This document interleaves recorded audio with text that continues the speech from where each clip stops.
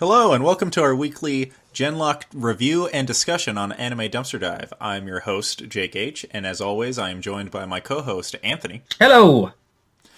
Sadly, Coby could not be here due to his prior engagements, but luckily for us, he did send us some of his thoughts on this week's episode.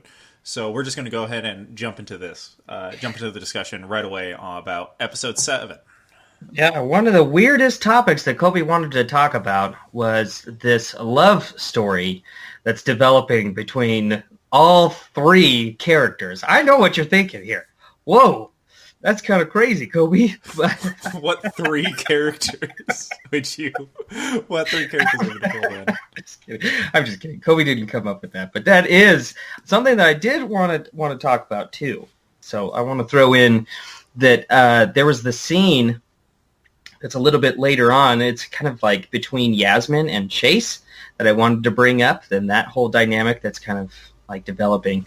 But yeah, let's talk about Coby's stuff first. Okay, I got all right. We'll have like a whole area where we talk about ships, Anthony, because I have another thing I want to talk about. Ooh, okay, yeah. All right. So one of the first things Coby brings up is that he feels that there was an episode missing. That we went from episode 6 to 7, and it's almost like there was an episode that should have been there.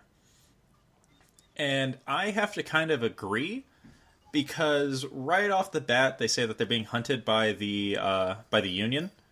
And it's like, how does the Union keep tracking us? But they're acting like we've seen it.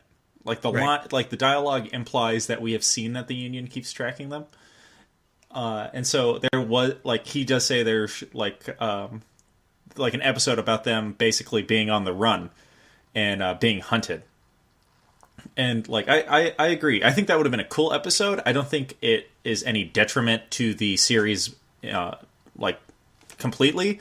But I think it is a kind of just a awkward place to start an episode. I totally agree with that. I'd say that the biggest problem that I could really try to tie in with that is through the dialogue and through the delivery of the lines, we're supposed to be given this idea that they have been, running, but there wasn't, and correct me if I'm wrong, but there wasn't a specific time frame of how long they were running, right? I wanted to say it was something like, I want to say it's like an implied time jump of like 2 weeks. I don't know. I thought it, like, for me, I thought it was only been a couple of days. See, and like, that's the thing, is like, how long have they been, quote unquote, running from the Union, And like, that's my biggest gripe, I would say.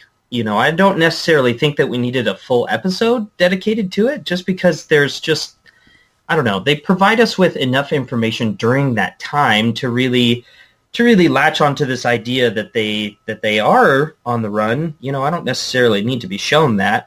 I thought they had a couple of effective scenes, especially where Chase was out on patrol, to kind of demonstrate the emotional toll that all of them are going through. But I think that I would have appreciated maybe just a little bit more. Like I said, a more emotional delivery from the lines and more of the dialogue to really show us or convey that point to us. Otherwise, it's just like you said, we're kind of just assuming that they've been, running for a period of time. Mm-hmm. And not to speak for Coby, but I think a comparison that Coby probably did for this episode, and talking about an episode that involves people being chased, is Avatar: The Last Airbender has a really great episode where they cannot rest because Azula's like constantly on their tail. So I think like it would have been cool to get like maybe half an episode like that. And but again, I don't think it hurts the series in any way to not have that. I just think it's the most awkward start that we've gotten from any episode so far. I'd agree with that. Even just like a small montage, like that could have been included during the beginning of the episode, and then started with the dialogue. Like that would have been perfect, Not even a montage, even just one scene of them landing and then the Union coming up and them going even like as subtle as again, right, and right. then leading to the dialogue would have been great. But no, I agree. It was just very rushed, right? And again, calling it like weak, like that particular plot point is a little. I'm not gonna call it weak. I'm just gonna call it undeveloped. Yeah, for that exact reason, because I'm not going to criticize it for not doing it, because it really wasn't that. It wasn't necessary. Exactly. But it would have helped more. I agree. Yeah. Another point Coby brings up is that it seems like no one seemed to be sad enough to grieve all of their supposedly fallen friends. And I agree with that in a sense. Like, I don't know if maybe they're assuming what we assumed in our last discussion, that maybe some of them have survived or held up. Because they tried contacting the Anvil, but like Cammy says, I tried contacting the Anvil, but like no signal's getting through. So I think that's the nanobots blocking the radio signal. Mm-hmm. So maybe they're assuming, since there's no confirmation about anyone being, like, any of like their really close allies being dead, is that they're not going to mourn yet. Mm-hmm. But on the flip side of that is they confirmed to themselves that Dr. Weller is dead. And the only person who seems kind of a little bummed is Yaz. Yeah, I can agree with that. And so I get where he's saying, like, there's not really seems to be a lot of grieving. Like, and I agree, there doesn't seem to be a lot. It's very similar to what I said about the opening, is where it doesn't hurt the episode, but it could have made the episode better. I couldn't agree more. I think that's probably the best way to describe it. All things considered, we've talked previously, specifically in last episode, on how much emotional delivery can really, convey those points, on the screen. Like when Dr. Weller was giving that, his whole speech to Jace, like the emotional delivery in that scene is awesome. I mean, it definitely, pulls at our heartstrings and gets us a little bit more invested. I think that lack of emotion, I don't know how to call it, but like the lack of emotional response from all of the characters, I think is something, it doesn't necessarily like bother me, but it's just like it's missing, and it would have made it that much more stronger, if they had actually conveyed those points, because you're talking about people who, I mean, albeit with the montage, they showed us that they had spent 6 months on the Anvil, right? Yeah, they've spent quite a bit of time on the Anvil. That's a long time to get to know somebody, all things considered. Like, and I understand that maybe it's like, they're on the run, they don't have time to grieve, something along those lines. But man, you got to break at some point in time. And I think that we got a glimmer of that when Chase got into the Holon, but that was it. Like that was the only glimpse. That was when he like walks up to the cliff and like falls on his knees. Mm-hmm. Yeah. Mm-hmm. So, and like it would have, like I said, it would have just made those scenes or this episode like that much more stronger. It wouldn't have felt more like a downtimey episode. Mm-hmm. Which is unfortunate because we just came off of such a very large episode. So it's very hard for me to say that they're keeping the same pace. Like this to me feels really high, really low, really high. That's what I feel like. That's how the next episode is going to turn out. Mm-hmm. Like we're going to be, it's going to be a freaking hype train. Yeah.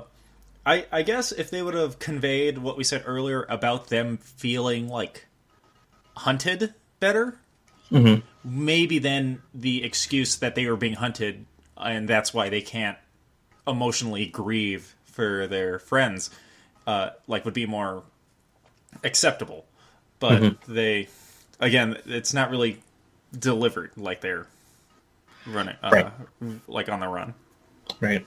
And I hate to use like The Walking Dead as an example, but the earlier seasons of The Walking Dead when they were actually when they were actually good, that's like what I'm getting flashes of. All thing, like they live in this dystopian kind of society where they don't have time to grieve because there's always that sense of danger. So I mean that to me, I can kind of parallel because I've seen other source material that's very similar to that, but in the sense of like how they delivered it with Genlock, I just wish it was there. I'm kind of bummed out that it wasn't. Yeah. And another thing that Coby brings up is that he feels like not a whole lot happened in terms of plot. It was all set up to the final episode. And I pseudo disagree with that because we get the reveal. That's not really a reveal since everyone and their mother knew, as Coby loved to let you know that your hot take wasn't too hot at all. But the consciousness of Dr. Weller is in some capacity inside of Caliban.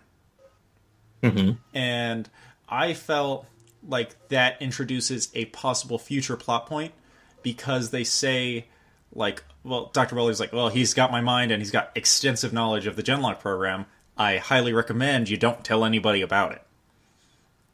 And so, and then even there's a little teased where when they're talking to Holcroft, that Cammy looks at Chase and Chase goes, no. And so she then lies that she's been apprenticing under Dr. Weller. And Holcroft looks at her and goes, wow, like, how convenient. Mm-hmm. And so, so I think, like, and we got the introduction of Holcroft, Mark Holcroft. Awesome. The investor of the ESU, and Artasa. And so I thought some stuff, like, no big plot jumps, but I think a little bit of plot seeds for future storylines were planted. Because I'm going to steal Kobe's thing. And Holcroft's evil as fuck, right? Holcroft's evil. Oh man! So I had to watch this episode about 2 or 3 times, and every single time, like, they did an excellent job of conveying his character, or at least introducing his character in a manner that causes you to have second guess almost anything that he's saying. I thought they did an awesome job, and I just want to shout out to freaking Matt Hullum. Thank goodness we get Big Boss Hullum in for Holcroft, right? Holcroft. Yeah, I thought that was awesome. Like, so, but that being said, I'm getting a very, very Peter Baelish type of guy here. So I think he's playing for both sides. Yeah, so it wouldn't surprise me if he's funding both sides. Exactly. Like, to increase he's like, how Kobe's like, Dr. Weller wanted everyone to be part of Genlock and be other stuff. That's where I think that's Holcroft's goal, and that's how come he's funding the war. Anyway, that's a hot take that we'll talk about later. I like how they introduced his character, though, and like going back to like the lack of, like Kobe's point of the lack of plot. I can kind of get behind it. Like, to me, this episode didn't okay. What unanswered questions did we have from the previous episode, and were they answered this episode? I think the biggest ones were, is Dr. Weller alive? What happened to everybody at the base? And, what's going to happen to all of these mechs? And the only thing that we honestly got answered that we could have called was the fact that Dr. Weller was in Caliban. Like, his consciousness was in Caliban. We still don't know what the heck's going on with all of the people at the Anvil. And we called new mechs from episode 1. So, yeah, we called the new mechs happening right away. To me, it was just... It's kind of how I described it before. I just feel like the pacing isn't necessarily as fast from, or isn't necessarily on the same track as the previous episode. It was a really, really high episode. We got such a rise. Man, I would have liked to see it just continue, like just nonstop. But I can semi-understand why they do it. We got the climax, and then we'll have the resolution in next episode. Mm-hmm. So, we also got a tidbit more in-depth, not in-depth. We got more of a look into what Nemesis is. I love the name. I love that we're calling Union Chase Nemesis. Yep. And so we got kind of more dialogue about him, at least, like where Yaz and Chase are talking, and Yaz is like, he's been uploaded since he got captured. Like, who knows what that does to a mind? So, like, I like that. That's how come he's like all broken when he talks. Is that he's just been basically overclocked. And so, we also got that's what happened to that original Holon, is that it got reworked into that Nemesis Holon. Mm-hmm. Which is awesome. I love that. And like bringing up, like this is going back to Matt's character, is that, he specifically says, it kind of bugs me that, my technology, or what is he, or however he words it, I think that's what it's. I think that's what he says. He says words, the Union, are nothing but I can't remember, creative when it comes to thievery or whatever, because they steal the Holon and they alter it. Yeah, yeah. And then he talks about how he's upset that they even have, part of the Genlock technology. So that, I'm supportive. I'm like, yeah, cool. I love how they describe Nemesis and this whole, how it's no longer Julian Chase. There's no way. With some semblance of humanity, and I like the little tidbits of dialogue that we got from Nemesis this episode too. As Chase is sitting on the cliff, he's like, "Are you human anymore when you can't sleep, when you can't cry?" Oh my gosh, that was cool. That was really cool. That I like that Nemesis isn't attacking him in the in a psychological way that's making him think, "Oh, am I the real Chase?" But more of the, "Are you even human anymore?" Right. Because he's like, "You're not the real Chase, and you're not in a even human, fully human body." It's what the hell are you? Mm-hmm, mm-hmm. And that, because I thought if it was going to be a identity crisis type deal, where he's like, "Am I the real Julian?" And that one's like, "Am I the real Julian?" It would get old. It would be interesting for about a half a season and then get old really quick. But I like that it is going the route of him because Julian was at peace with what he was in episode 4, and then we just start getting Nemesis there, and now he's all shooken up about who he is. Right, right. And I like the way that they delivered that. It's smart and engaging for not only the audience but for the cast as well. I can only assume what they were going through after they read that. Mm-hmm. That's awesome. That's an awesome reveal. So, on that front though, I don't know. I was going to bring this up last episode. I don't know how I feel about the whole brain thing. Backing yourself up on a brain. What? Well, they talked that they stopped it. They talked that they stopped doing it. Right. And I guess that does bring in the question of if that. Well, that's the whole problem with, not problem, but again the reference with the Sixth Day, the Arnold Schwarzenegger movie I referenced, is that if something has all of your memories and looks like you, but none of that is real, none of that is natural, it's all artificial, is that thing alive? And is it real, or is it really you? Is it really you? And so that's what that is. That's what Chase is he's basically information, right?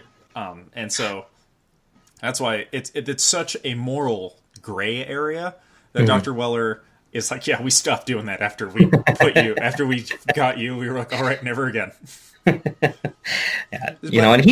Chase brings it up too. He says, I'm not even the real thing. I don't even know if I'm the real thing. I'm a backup. I'm a copy. But he says that real to them. But he's real to that's what Yasmin says. Yes. Speaking of which. All right, you want to all right, let's get into that. Let's get into that. Well, Kobe's last topic is something that I want to talk about later too anyway. So let's talk about this. Okay, so we get the steamiest dialogue and a couple of scenes, and I call it steamy because it comes out of nowhere. It's kind of exciting, a little exhilarating, but then I think back to myself and I go, wait a minute, I thought I was Team Chase and Julian. I mean, I thought I was Team Chase and Miranda. What? I'm a Tyrande shipper till the day I die, Anthony. I don't know, dude. I don't know. I something. Yeah, right. So we get the scene of when they're sitting there talking about how Kazu and Valentina, what is that called? I almost said mind meld, but I don't think that's I think that's right. What it is. I think that's no, that's the Vulcan mind meld. So, no. But they connect. They connect. Yes, they connect in the Holon, and they talk about that. And this was super cool. I loved how they gave you a little bit more insight. She's playing the guitar. And she has his memories. That was so cool. And then they start talking about it, and after they kind of talk about joining together, when they talk about how Dr. Weller's dead, there's a scene that's specifically placed there that Yasmin's trying to grab a hold of Chase's hand. Oh. Okay. Boom, boom. We get the first thing. I don't remember any other interaction like this between them. Do you? I see it as siblings. Okay. Like, they both just lost Dr. Weller, who they have spent the past 4 years with. Okay. Like, learning to walk, learning to be these Genlock, like, pilots. And so I think that this is and this is coming from a guy who sees relationships and everything, and I'll tell you why later. But I saw this as, like, they're the only ones that know how the other one is feeling right now, because of them spending 4 years together and them being with Dr. Weller that long. And so I think Yaz is trying to be kind of like the older sibling and trying to comfort Chase in that sense of, like, hey, but you can tell she's hurting too. And in fact, maybe even more than Chase is hurting. And so that's how I saw the scene, was just basically two people who have lost someone who are trying to find comfort in one another. Yes, in certain cases, like, I mean, in the movie Pearl Harbor, that does turn into a romantic type relationship. Right. But I think that they have been so heavy-handed with Chase and Miranda that they wouldn't risk doing a love triangle. But what do you think? Okay, so I would totally agree with that. If they didn't have the dialogue of when Yasmin walks up to Chase's tank and that was pretty, like, it's not necessarily like an intimate, moment, but it definitely was like, it made me look at it and go, what? Wait a minute. We haven't seen anything like this, and I do like the whole idea, that they are both grieving, and perhaps, like, that's the reason why they're driving, Yasmin is kind of striving for that, maybe, like, to try and comfort Chase, because, as you just said, they're both hurting, and they both kind of know what they're going through. They essentially have lost, like, this mentor that they've had for the last, as you said, 4 years. So I personally, though, like, just in the delivery and kind of how it was conveyed, I don't know. I still feel like they're trying to do it. Well, that coming from the guy who's been referring to Yaz as Spicy Lady throughout the entire and like that was the craziest thing. That was the craziest thing. Is like, you get such a personality flip, and that's the reason why I'm Team Julian. Yes. Chaz. Team Julian Yasmin. Team Chaz, Anthony?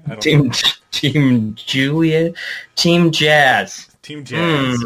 Team Jazz. He does let the good times roll. Yeah. So I don't know. That's a really good point, though, bringing up the fact that literally we've just seen 5 episodes of them trying to ship Miranda and Chase back together, or fix some broken pieces. So, I'd be happy either way. Mm-hmm. But I don't know. I guess I felt like it was a little out of place too. Yeah. Well, for me, Anthony, to quote the voice actor of Henry, Pro ZD. Okay. After they have that little discussion about Valentina knowing how to play the guitar, and she looks at Kazoo and she goes, "Maybe you know a little more about me now." I go, "Ooh, they fucking." Not even. Dude, not even. Dude. She's definitely not. I know, because I know what they're referring to. But here's the thing, Anthony. Right now, her and Kazoo have probably melded a lot, like, probably the longest period of time between anybody. And Kazoo, immediately goes, "I don't think we should be doing that anymore." And some people might think, oh, it's because Kazoo doesn't want to know the inner workings of, like, a gender fluid person. I think it's because Kazoo knows that he's attracted to her, and he doesn't want her digging around in there. Because later on in the episode, they talk about, like, fighting for what you care about, and Kazoo's looking at her. So Maybe. Anthony, I don't know. ooh, they fucked it. I don't know. I feel like that's I don't know.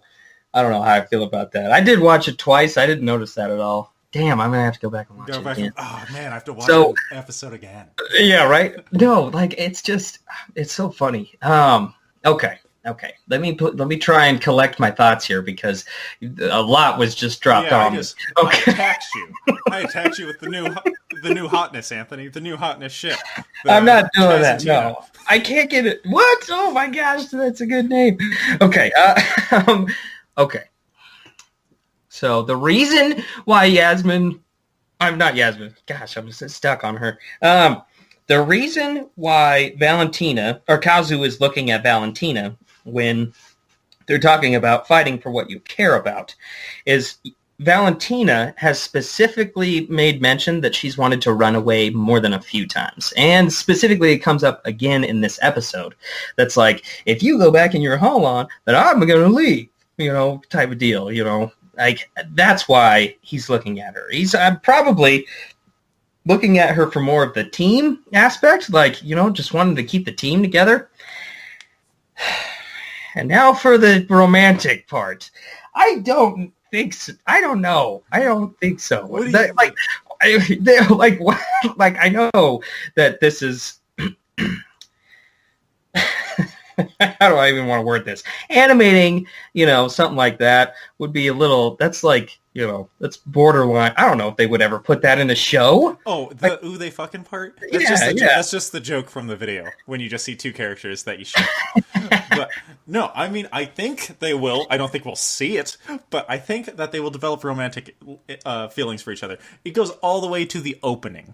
I don't like why, because she steps on him, because their Holons interact.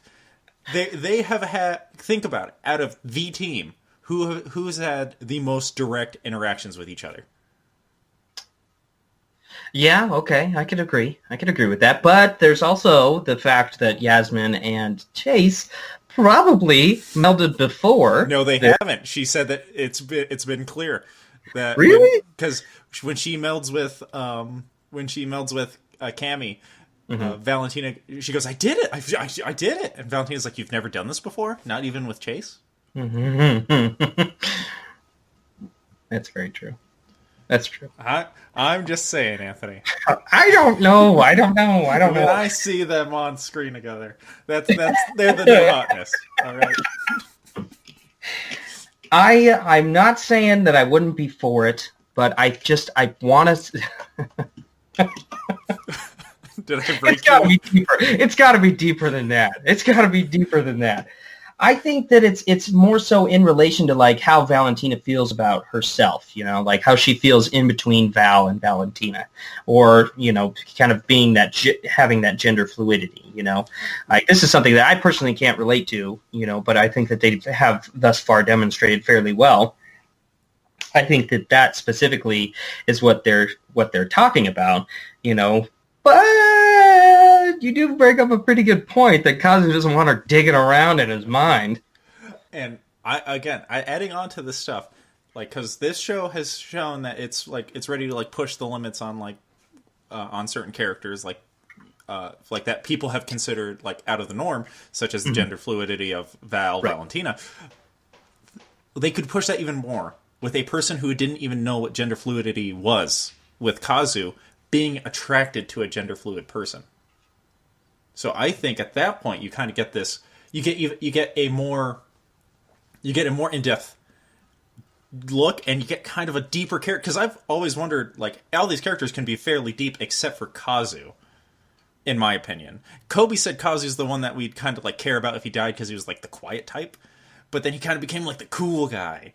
And, like, that was his thing. He's like, I'm cool, I play guitar, I got a leather jacket. Yeah. But now you take away something that makes him... You take away his coolness. Because he's like, oh, you got kicked out of the Japanese Defense Force. He's like, what's the big deal? I'm cool guy. You take him out of his comfort zone. You make him no longer comfortable. You get character development from him. So I like that. I think that'd be cool. I like that. I can definitely get behind that too. But I don't want to call it like tropey or anything like that. It's just like this is a typical characteristic that you see with like jock guys falling in love with nerd girls. That's like that's like what I want to bring up though, But like in this situation, it's a little bit different, Like we said, like they have developed, there's no doubt in my mind, some sort of, relationship between them. You don't just go inside another person's brain, Uh-huh. I don't know. I don't know how that works, but like it's got to be deeper than that. It's got to be deeper than that. So I'm not necessarily disagreeing with you. Okay. Okay. I get it. I just like the main thing I was looking forward to this discussion was to basically bring this up. So I had a lot saved up. I don't know how I feel about the whole relationships on screen thing right now. I'm just so torn because I just want Chase to be happy. I feel like Chase can be happy and then others, but Chase first. Exactly. Another big thing that actually happened in this episode, instead of these things that I'm grasping at, was we finally got the redesigns of the mechs. Yes. Yep. And holy shit, do I love all of them. Yeah. And I want nothing more than, because like Gray, the creator, is a huge fan of Gundam, and a big thing with Gundam is that they release model kits. And I would love nothing more than to get model kits of these mechs, all of them. There was not a single one that I didn't like, starting from like Chase's all the way to Nemesis. Mm-hmm. Every mech, like every one of the new designed mechs, are awesome. Yep, I agree. I think that using we knew it was coming. Uh-huh. We knew it was coming, and the fact that Cammy is the one that designed all of them, I also got a kick out of. I don't like. Dr. Weller says it right at the beginning, like after he gets activated from Caliban, that it's kind of like our Deus Ex Machina. Uh-huh. They show up at this highly, advanced base who can literally laser print things in a matter of... They hint at that, though. Yeah. They hint at that in, like, the earlier episodes where Cammy asks his Mechas, like, what that thing is, and it's a 3D printer, like a super fast 3D printer. And so, like, that's how come I think, like, I thought they were going to use the 3D printer at the anvil, and so that's why I was positive they were going to take the anvil back this episode. But so, like, I guess it makes sense that there'd be more than just one of these giant 3D printers. Oh, right. So, exactly. Like, so that part didn't really make me think all too crazy. Like, the fact that they were able to do it wasn't too crazy. The fact that they went to a secret base in the middle of nowhere that no one knew about, that just so happens to have the first two initials of RT, was the stuff that seemed very Yeah. But again, like they nod to it. They nod to it with Dr. Weller saying this is your Dr. Ex Machina, Deus Ex Machina. Right. Either way, it's a bad trope or whatever he says. Yeah. So, like, I understand that doing it, but does being cheeky and acknowledging that you're doing a Deus Ex Machina excuse it? I don't know. I'm trying to think of other examples, and I would personally think that acknowledging in this kind of sense, like how else were they going to introduce this? True. I think that this is the closest. This is going to be the closest, plot point to like a perfect story arc, I guess. Like when you think about it, our characters. This is not a comedy. This is a tragedy, right? In the terms of like how stories are set up, they go through. They have these really big rises, they have these really big falls, and then they have resolution right at the very end. So I guess the biggest problem that I have with this is like I would have liked it, as we've kind of previously stated, the world building aspect. I think that's something that Coby has brought up more than a few times. It's just some of this stuff just falls right out of the sky, Yeah. But again, bringing up with Artasa and everything else, like I'm okay. I'm okay with it, because how else were we going to get the resolution now? Yeah.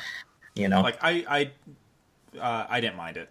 Like I didn't mind it. And something I also I mind with a lot of media is the random relative that seemed to have no existence prior to this specific plot point.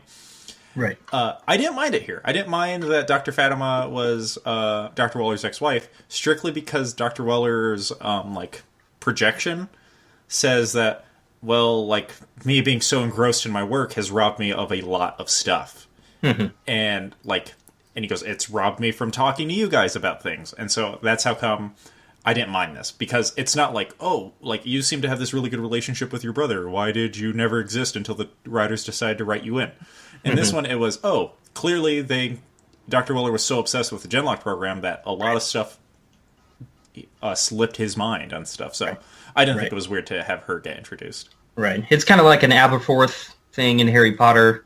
Mm-hmm. We talked about Dumbledore having a brother, but surprise, guess what? He's been in Hogsmeade the whole fucking time, and he's helping all the kids escape. Yeah. What? Oh, okay, I guess. I don't know. So, thankfully, we didn't necessarily get something like that. Thankfully, we did kind of get... We got introduced to another plot line that will probably be focused on, I would guess, in the next season, with Matt Hullum's character. Mm-hmm. I keep forgetting his name. Holcraft. And then we also get Artasa, who hopefully becomes kind of the forefront of where these Holons are going to be based out of now. Mm-hmm. For how long, we don't know. Okay. Let's say that, I like the fact that they brought Henry back. I thought that was really funny. And he's killing it, man. He's killing it with the voice acting. Mm-hmm. Callbacks. Love it. All right. So, the final thing that Coby wanted to talk about was the Max. He agreed that they all looked awesome. Mm-hmm. And maybe he'll answer this in the comments. But, Anthony, which one is your favorite? Yasmin's? Yep, hands down. Her reaction is just her character as a whole definitely is I'm behind it. I like it a lot. I have said this before. Yasmin is my favorite pilot. Mm-hmm. But she has my second favorite mech. Ooh. My favorite mech is Julian's. Yeah. And that's because it has more of that, it still has that plain look to it, and I just really love that. And fun fact, Julian's my second favorite pilot, so they kind of just switched places with that. Yeah. I like it. I like how Kazu's reaction too. I like that a lot. Uh-huh. And I like what Cammy did with hers. It's kind of only all right, it me. So that's funny. I sit there because every part of me wants to not like the Cammy character, just because really? that's just a trope I have. I guess for my personal thing is I don't like the cutesy character, but everything she does is the right amount of cute. The it me part was like you can almost feel like she was doing it pseudo ironically, and so you're kind of all right, that works. I like it. Yeah. All right, Anthony. This was the penultimate episode. We get the season finale next. Any final hot takes for this? For the season finale? I'm stealing this one from you. How dare you? We're getting Chase's mom as the big baddie behind the Union. This next episode. I'm already feeling it. So I don't want to say that I called it, but it's I'm already there. I already know what's going to end up happening.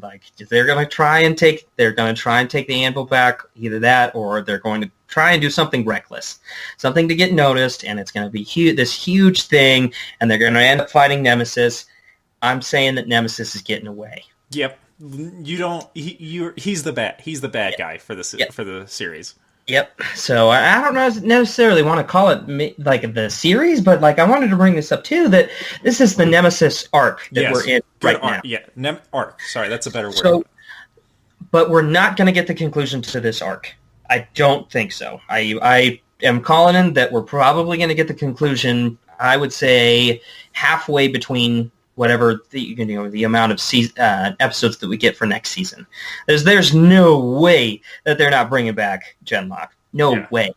So, calling it. Jason's gonna do a lot of damage to Nemesis. He's gonna get away. We're getting a chase kiss, a real kiss. This next episode, like what, a real kiss? Like they're gonna kiss the tube? Yep. Yep. Okay. Somebody's gonna do it. Someone's gonna do it. You don't know who. I don't know who. Here's the left turn. It's gonna be Brody or Jody. It's gonna be Jody. Jody's like, He's like, you saved me. I'm Chad from Screw Attack. Kiss. The hottest of takes. That's what's gonna happen. The spiciest of takes. Ooh, okay. I am going to continue on with this thing I've been saying forever with Chase's mom being a bad guy. I think she's going to be the after credits.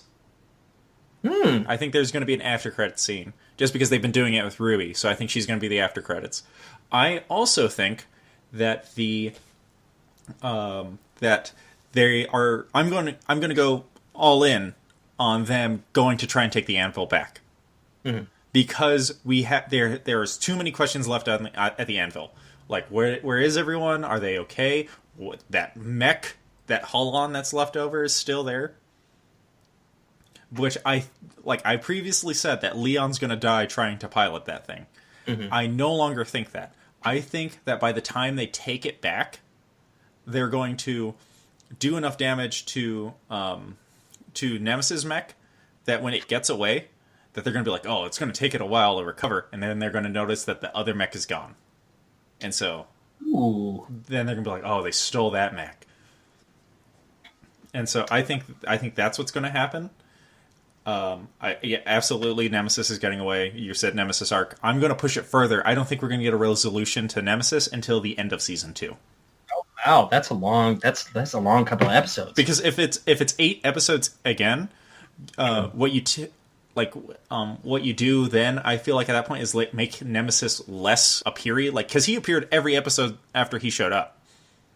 So I don't think Nemesis will show up every episode again after he gets hurt. Maybe he'll show up after getting an upgrade, or maybe they'll find another Genlock compatible person to work for the Union, and so then they'll have 2 Holons, and the other Holon will be more of an enforcer. Well, there's so much I want to talk about next discussion when we talk about the future of Genlock. But just for the season finale, I think they're going to take back the anvil. I think Nemesis is going to get away. I think we're going to get a kiss. But Anthony, it's not going to involve Chase.